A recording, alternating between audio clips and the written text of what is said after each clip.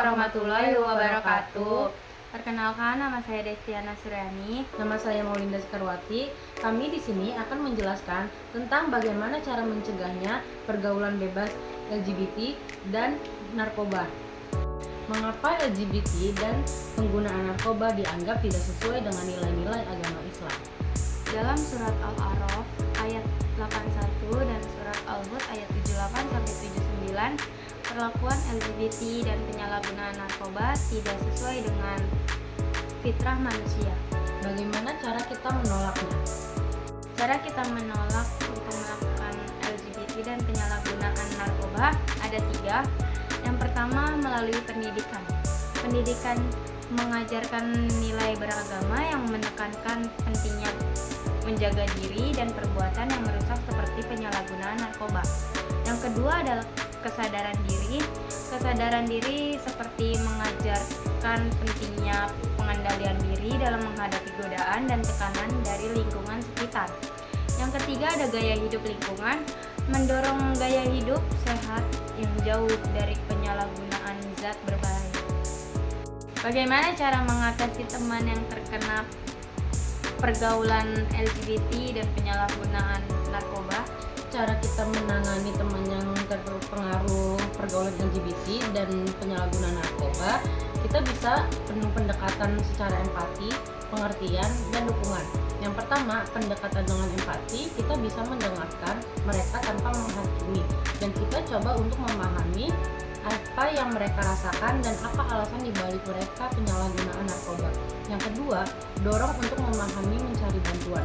Ajak mereka berkonsultasi dengan profesional secara konseling, psikologi, atau rehabilitasi narkoba.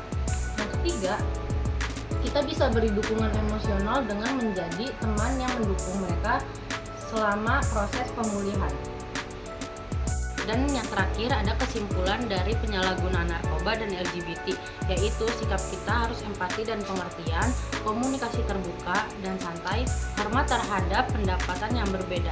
Tindakannya, berikan informasi faktual dan akurat. Yang kedua, tekankan kesetaraan dan keadilan.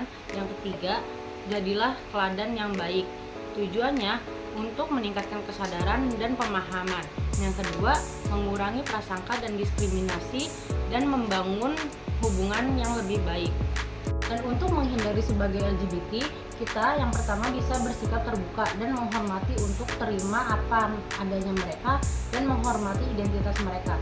Yang kedua, jangan memaksakan pandangan pribadi dengan cara hindari memaksa pandangan pribadi atau keyakinan kita kepada mereka dan berikan mereka untuk menjadi diri sendiri. Yang ketiga, ajak mereka untuk berhubungan dengan kegiatan positif agar mereka dapat menemukan dukungan dan penerimanya. Dan yang terakhir ada kesimpulan dari penyalahgunaan narkoba dan LGBT, yaitu sikap kita harus empati dan pengertian, komunikasi terbuka dan santai, hormat terhadap pendapatan yang berbeda. Tindakannya, berikan informasi faktual dan akurat. Yang kedua, tekankan kesetaraan dan keadilan. Yang ketiga, jadilah teladan yang baik. Tujuannya untuk meningkatkan kesadaran dan pemahaman. Yang kedua, mengurangi prasangka dan diskriminasi dan membangun hubungan yang lebih baik. Saya akan membacakan arti surat Al-A'raf ayat 81. Sesungguhnya kamu benar-benar mendatangi laki-laki untuk melampiaskan syahwat, bukan kepada perempuan, bahkan kamu adalah kaum yang melampaui batas. Selanjutnya ada surat Al-Hud ayat 78 dan 79. Saya membacakan ayat 78.